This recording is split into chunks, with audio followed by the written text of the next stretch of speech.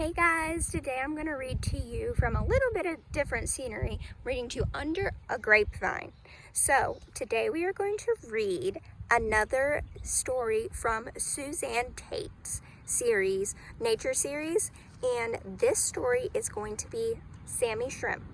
And it is number 8 in the series. Now remember, if you like this series and want to check it out, they're for sale at the Edistonian General Store on Edisto Island. So, Sammy Shrimp, A Tale of a Little Shrimp by Suzanne Tate, illustrated by James Melvin. Sammy Shrimp.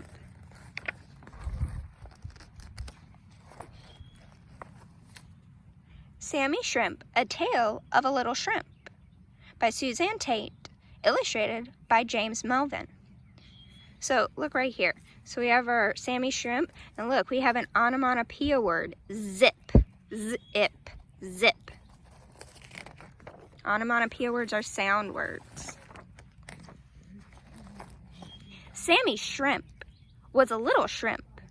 He was a pretty pink.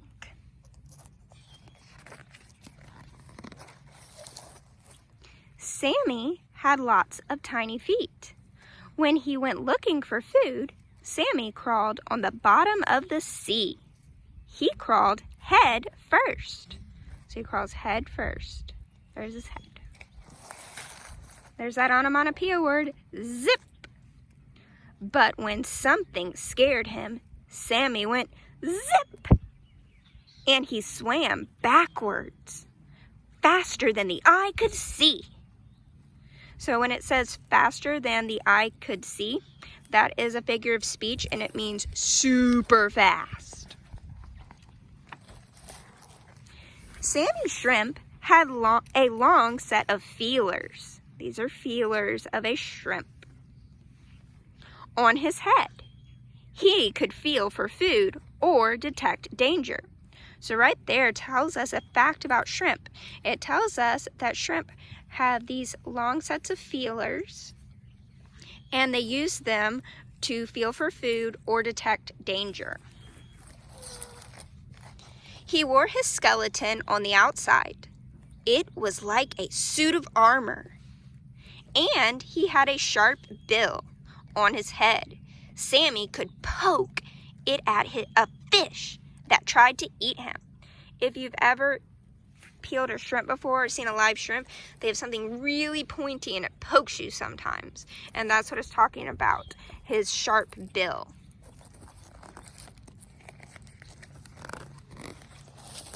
Sissy Shrimp was Sammy's big sister. She liked to tease him. "You're just a little shrimp of a shrimp," she would say to him. One day, Sammy and Sissy were looking for food. They ate anything they could find, scraps of food and plankton in the water. Plankton is a tiny sea life that drifts in the sea. That is another fact. So plankton are super, super, super small. We can't really even see them. So I'm thinking these may be the plankton in the sea. The water was warm and full of sea life. Sammy was busy stuffing his mouth.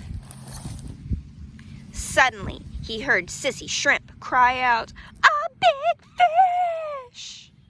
See this, see her speech bubble right here? The illustrator made this big speech bubble. So we know that this is Sissy screaming, "A big fish!" Sammy swam backward and zip! He was by her side. He gave the old big fish a poke and scared him away. "Are you safe, Sissy?" asked Sammy. Sissy Shrimp sighed. "Safe and sound, Sammy." Then she said, "I'm sorry that I called you a little shrimp." Look at that. That's super nice of her to apologize. She didn't say a very nice name, but she realized what she did wrong, so she apologized. From then on, Sissy wanted to be nice to Sammy. "Let's go to the jetties and look for food this morning," she said. These are jetties. These rocks right here, those are jetties. Now, the water was deep at the jetties, and boats often came there. Uh-oh, what type of boat does this look like? What type of boat does this look like? If you've ever been to the beach, you may have seen one of these. Let's find out what type of boat this is. Sammy Shrimp wouldn't think of going there alone. But he thought, I can go there with my big sister. Sissy had already zipped away toward the jetties, so Sammy zipped after her.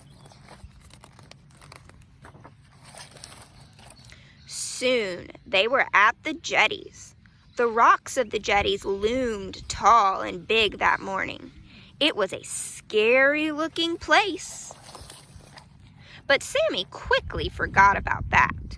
There was so much good food there.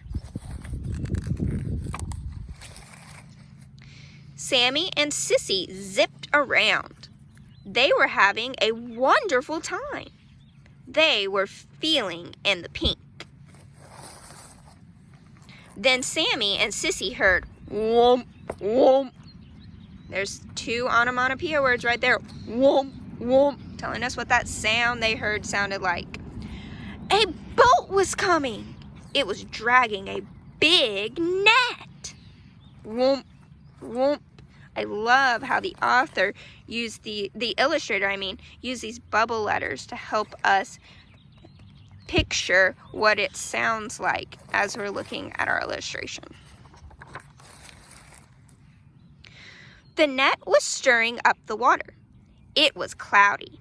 Sammy and Sissy could hardly see. They never even knew a nasty eel was near. A moray eel had darted from his hole in the jetties. He was looking for a shrimp dinner. Sammy saw him first. "Look out for the eel!" he shouted to Sissy. And just in time, they both zipped away. They clung to the side of the jetties to rest. The rocks were cold and hard, but Sammy and Sissy were safe.